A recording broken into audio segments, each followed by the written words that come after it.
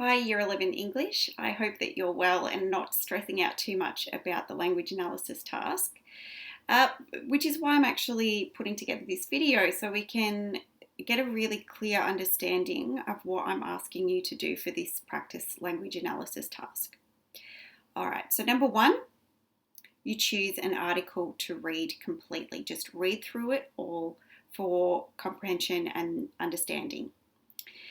Following that, you need to work on your fat capitals, and the following presentation talks about your fat capitals. You need to isolate the author's three key arguments used to support their contention. Now, I would just write them down on a piece of paper in a simple sentence form. So, that being, the author argues that, and then you just simply write a sentence about one of the key arguments that the author uses, and just do that 3 times. And then those 3 sentences will become your topic sentence for your paragraph.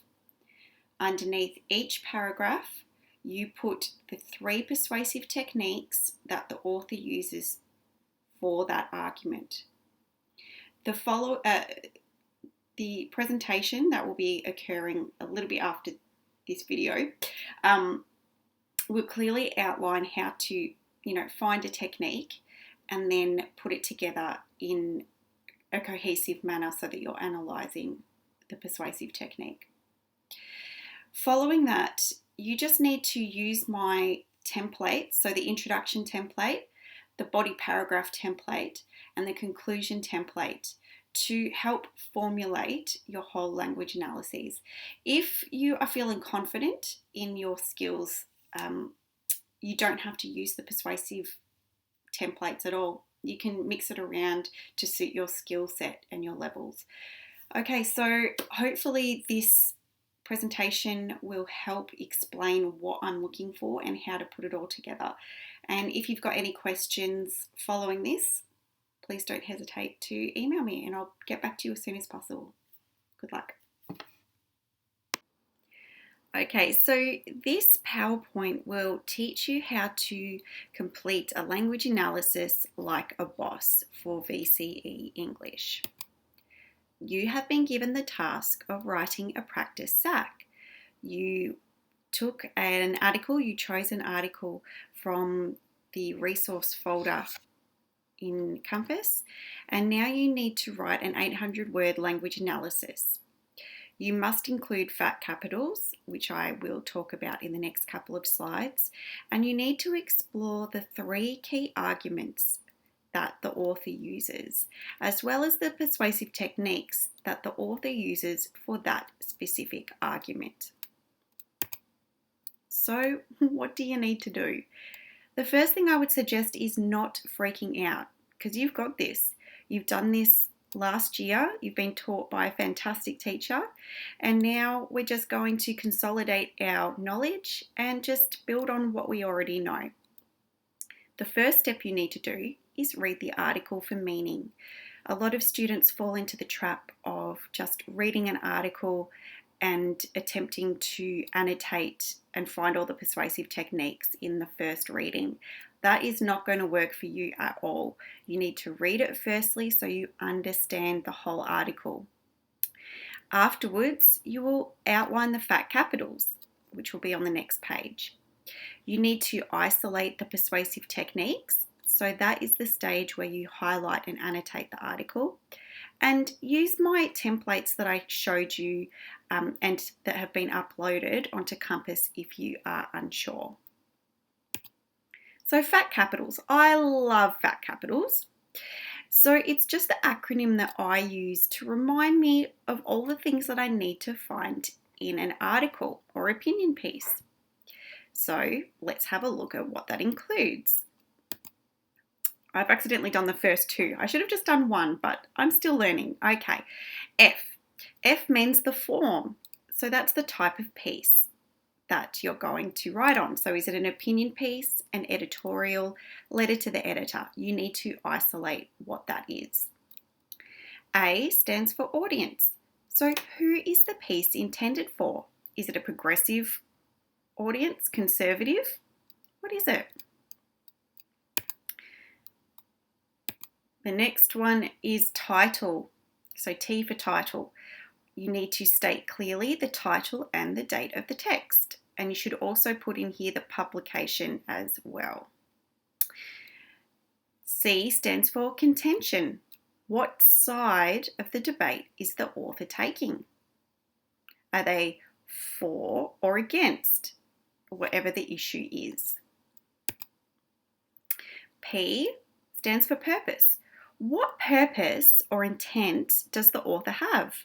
What do they want you to do with their argument? What do they want you to think? Do they want you to take action? Do they want you to protest? What do they want you to do based on their opinion piece or article or letter to the editor? I, issue. What is the overall issue? And you need to describe it in a couple of sentences. Is it immunisation is essential for, is it the immunisation debate? Is it the COVID-19 debate with all teachers should be back in the classroom? What is the overall issue that the author is writing on? T, tone. What mood or tone is used? Is it satirical, humorous, angry? You need to tell me what the tone is. Language. What language features or persuasive techniques has the author used? Or also argument on top of that. So what are the three central arguments underpinning the contention? And then language. What language features or persuasive techniques have been used? Okay. And the S is stakeholders. Which groups are involved in the debate? Is it the teachers or government, parents, who? Okay, so what I would do after reading an entire article or opinion piece is on a piece of paper, write fat capitals down the side and then outline each of those key things. And you know that your introduction is going to include, guess what? All of the fat capitals.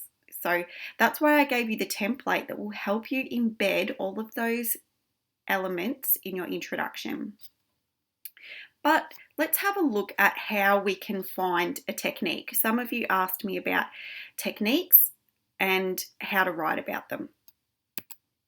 Okay, so let's have a look at this example using T. All right, so let's just imagine we've read an article about immunisation and the need for it in the community. Here is just a sample paragraph that I read. Immunisation is essential in order to save lives. Smallpox, a deadly disease, was effectively eliminated in the 1970s after intensive vaccination campaigns conducted in the 1960s and 70s. Dr. Greta Sander from the University of Massachusetts recalled that vaccination, in no uncertain terms, saved the lives of millions of people worldwide. Without vaccination, there was a 30% mortality rate of the disease. So there's about three techniques just in this sentence alone. We've got evidence, historical evidence, okay, that smallpox was eliminated after a vaccination campaign. We also have expert opinion, okay, or testimony as they recall what happened by Dr. Greta Sander.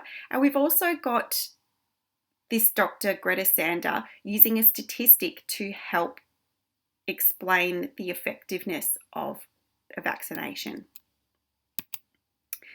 So if we have a look here at the bottom of the screen is technique. I'm just focusing on expert opinion and statistic. Evidence. Okay, the evidence is the quotes from the paragraph. Okay, so vaccination saved the lives of millions of people worldwide. And another part of the quote that I will use is 30% mortality rate of disease. That's the evidence. So let's have a look now at the technique. The effect. Think. Well, you're expected to think that the link between saving lives and vaccination is clear.